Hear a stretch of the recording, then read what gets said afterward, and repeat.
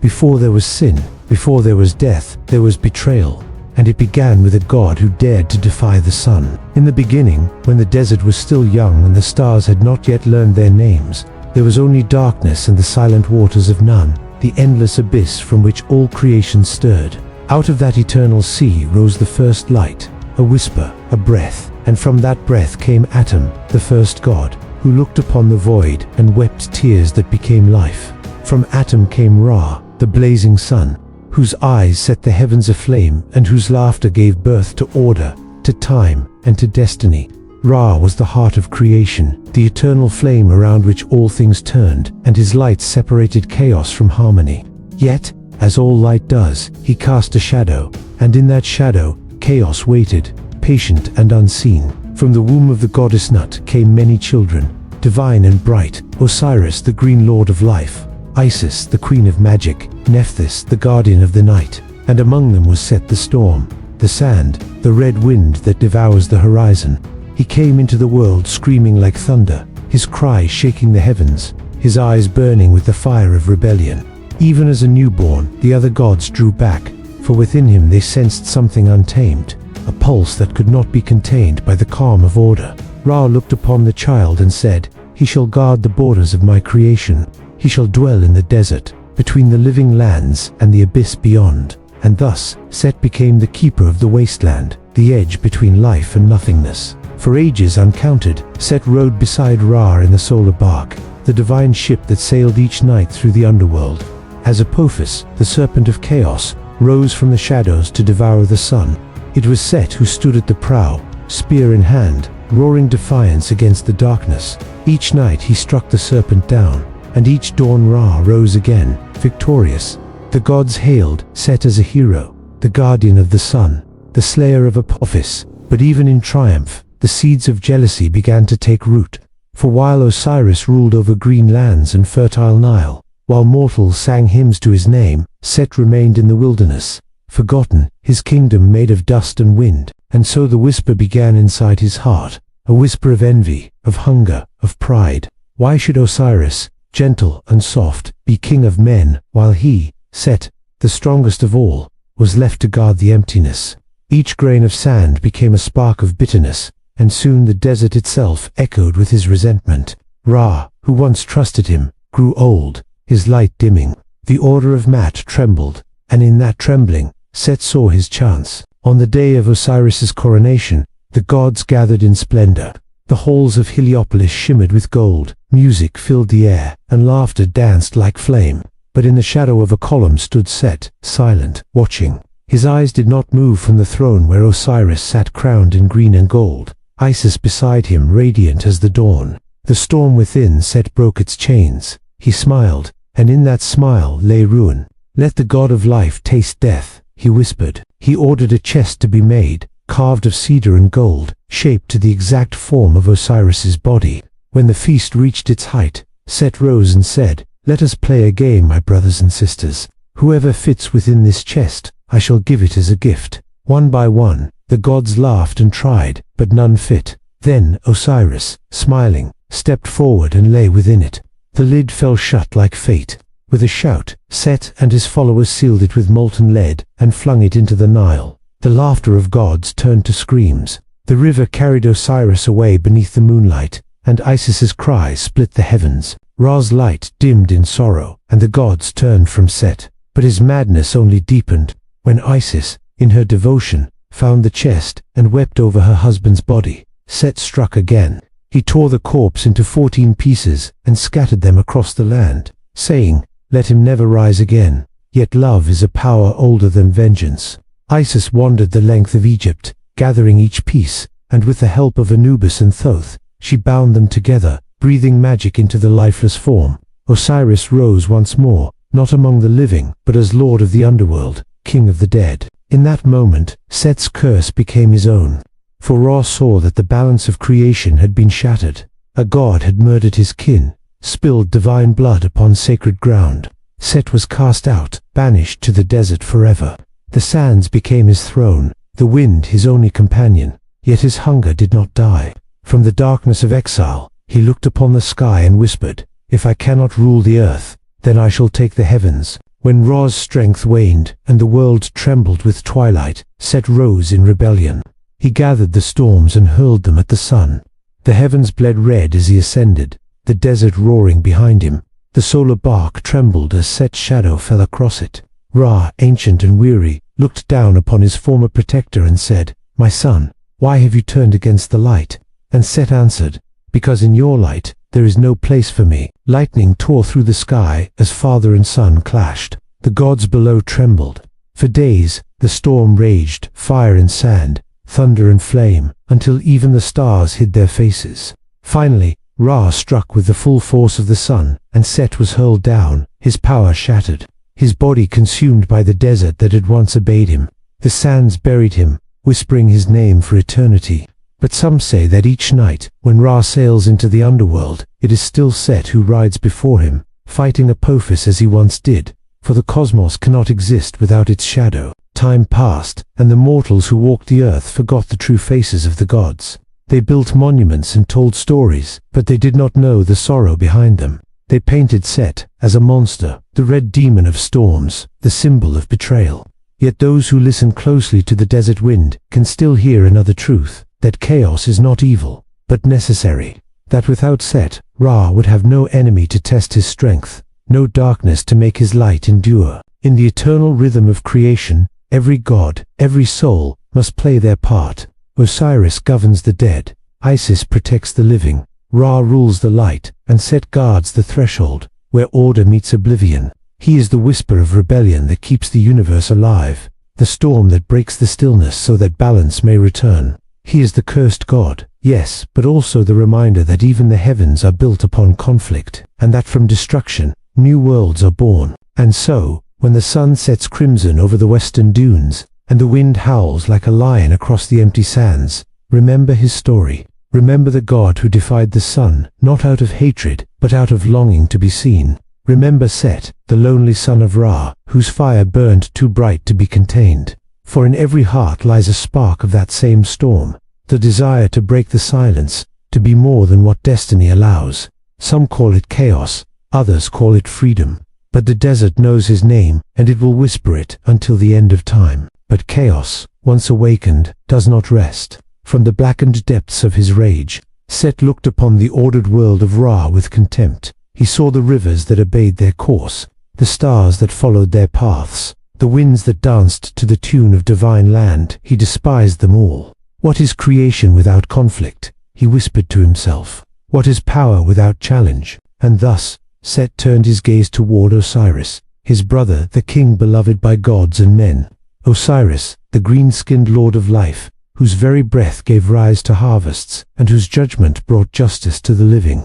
To Set, his brother's serenity was mockery, a mirror, reflecting everything he was not. One fateful night, beneath a sky veiled in blood-red sand, Set invited the gods to a feast.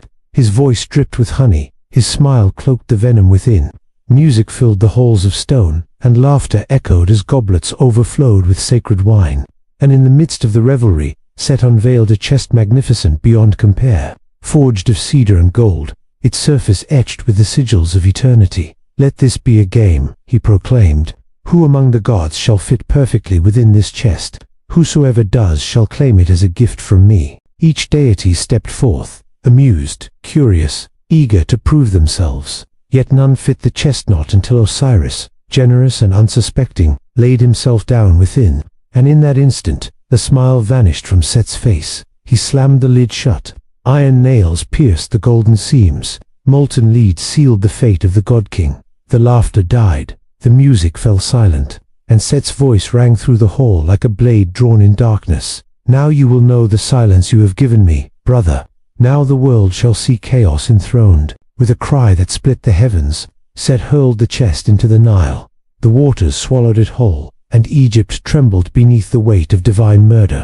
Days turned to nights, nights into morning.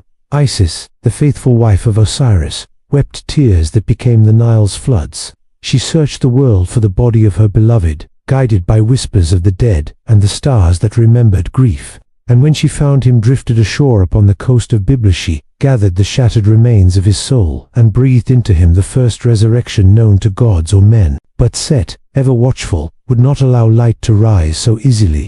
In a storm that tore mountains apart, he found Osiris once more, and, in a fury that echoed through eternity, he tore his brother's body into 14 pieces, scattering them across Egypt's sands, each fragment buried in silence, as if to erase the very memory of order itself. Yet the wind does not forget. The earth remembers every drop of divine blood, and so Isis, guided by love that defied death, sought each piece. With Nephthys by her side, she wandered deserts, crossed the lands of crocodiles and serpents, and called upon Thoth, the scribe of truth, to weave the broken body together once more. Through her tears and prayers, Osiris rose again, not among the living, but as Lord of the dead, ruler of Duhat, and in his ascension to the underworld, he became immortalized as the eternal judge. But for Set, this resurrection was a curse. His crime had birthed not only death but judgment.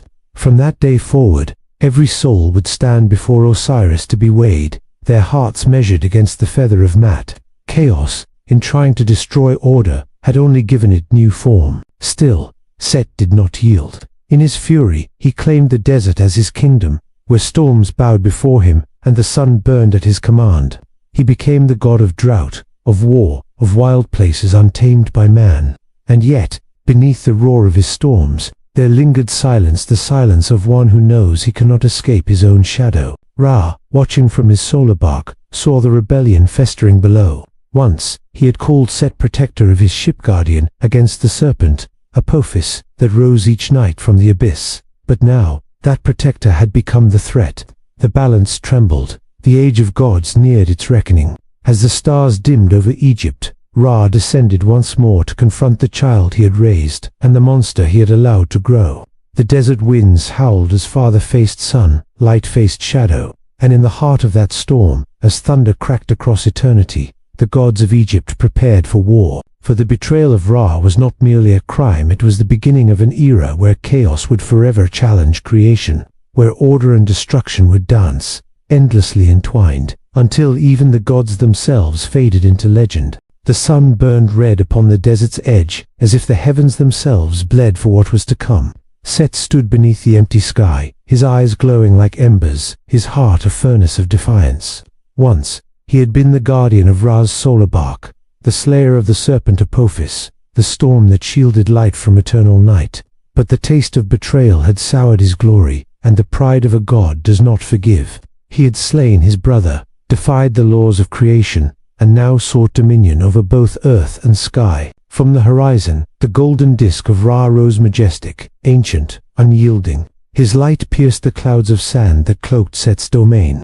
Set, son of Nut, you have brought ruin to the balance, thundered Ra's voice, echoing through the firmament. Once you were my defender, now you are my plague. Why do you turn your spear against the order that gave you life? And Set, standing proud amid the roaring winds, answered with the fury of storms, because order is a cage. You call it balance, but it is a prison of your making. You bind the seas, you chain the stars, you silence the roar of chaos that breathes within us all. I will shatter your design, and let the world remember freedom even if it drowns in sand. The earth trembled, the sky cracked, lightning spilled like divine blood upon the dunes. The gods gathered to witness the reckoning. Isis and Thoth stood in silence. Nephthys wept. Anubis prepared the scales of judgment. And from the underworld, Osiris watched, silent and eternal. Then came Horus, the falcon-eyed son of Osiris and Isis, born of resurrection and vengeance. His wings of light stretched across the sky, his spear forged from the sun's flame.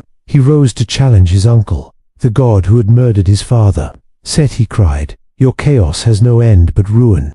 You destroyed life to claim it, and for that, the heavens themselves cry out against you. Set laughed, a sound like thunder rolling through broken mountains. Then let heaven bleed, he roared, for I will not kneel. The clash began. The desert became their battlefield, the air thick with divine fire, the sands rising like waves of the sea. Horus soared above, his wings slicing through the storm, while Set conjured tempests that could rip mountains from their roots. Lightning met flame, storm met sun, and each strike shook the bones of the earth. For days they fought, their battle mirrored in the skies, every flash of lightning a strike, every eclipse a wound. The Nile itself turned red with the reflection of their wrath. Mortals trembled, priests wailed, and even the stars seemed to falter in their orbits. At last, upon the shattered plains of Edfu, the two gods met face to face. Their weapons shattered, their power drained, yet their hatred burned ever bright. Set lunged, and Horus caught his blade. The sand exploded in a storm of gold. They wrestled, neither yielding, until Horus struck a blow that cast Set down, his blood staining the desert black. The gods gathered once more to judge before Ra's throne. Horus knelt, his body torn, his eyes burning with the light of righteousness. Set stood bound, yet unbroken, defiant, even in chains. "What is my crime?" he demanded. "That I sought freedom from your order, that I refused to bow." Ra gazed upon him with sorrow older than time. "Your crime is not rebellion, Set, it is pride. You mistook chaos for creation, and in seeking to rule, you unmade what you were meant to protect." Then spoke Osiris, from the depths of the Duat, "Let him not be destroyed, for even chaos has its purpose. Without the storm, the sky grows stagnant. Without night, the day loses meaning. Let Set be cast down, but let him endure as guardian of the sun's passage through the underworld. Forever at war with the serpent of darkness he once swore to destroy, and so it was decreed." Set was exiled to the desolate edges of creation, where no light reached and no shadow dared linger. There, in eternal battle, he would face Apophis each night, ensuring that Ra's bark would rise once more with the dawn. Condemned to fight for the order he had sought to overthrow, Set became both cursed and redeemed, protector and prisoner, destroyer and savior. As the sun rose anew over Egypt, Horus ascended as king, and peace returned to the lands of men. Yet in the winds that whispered through the dunes, one could still hear the voice of the storm, the cry of Set, the forsaken god, who bore the weight of eternity in his defiance. And so the tale endures. The god who betrayed Ra, the brother who killed life itself, the storm that raged against heaven and found meaning only in his punishment. For in every act of rebellion lies a fragment of creation, and in every curse, a shadow of redemption. The sands of Egypt shift, the temples crumble, and empires fade. But the echo of Set's roar still haunts the desert winds, a reminder that even among gods, the line between order and chaos is as fragile as a heartbeat in the silence of eternity. And so the storm faded, leaving behind only silence. Yet within that silence, the echo of Set's defiance still lingers. For every empire that rises must one day face its shadow, and every light that burns too bright casts darkness in its wake. The tale of Set is not merely the story of betrayal, it's the reflection of all who reach for power, only to be consumed by it. His curse was not death, but remembrance. For as long as the wind howls across the deserts of Egypt, the name of Set will never be forgotten. But the gods are never truly gone. They linger in the whispers of the sand, in the glimmer of stars above the Nile, in the dreams of those who still seek meaning in the chaos of existence. And beyond the veil of night, other powers stir. Anubis, the guide of souls, waits at the gate of death. Thoth, keeper of wisdom, inscribes the fates of mortals and gods alike. And Isis, the eternal mother, weaves love and sorrow into the fabric of the world. Their stories intertwine, each a thread in the tapestry of eternity. The betrayal of Set was only the beginning, for the gods of Egypt still walk the unseen paths, shaping destinies with hands both merciful and cruel. And when the sun sets beyond the dunes, and Ra's bark sails once more through the dark waters of the Duat, remember this: chaos and order are not enemies, they are the twin forces that keep the universe alive. Without one, the other cannot endure. Without darkness, the dawn has no meaning. So listen closely, traveler of time, seeker of truth. When the wind rises over the sands and the thunder speaks without storm, it is Set's voice you hear, the cursed god who betrayed the sun, and in his fall ensured that the light would rise again. For even in rebellion, there lies purpose, even in ruin, there lies creation, and in every shadow cast by the sun, there still burns the fire of the storm.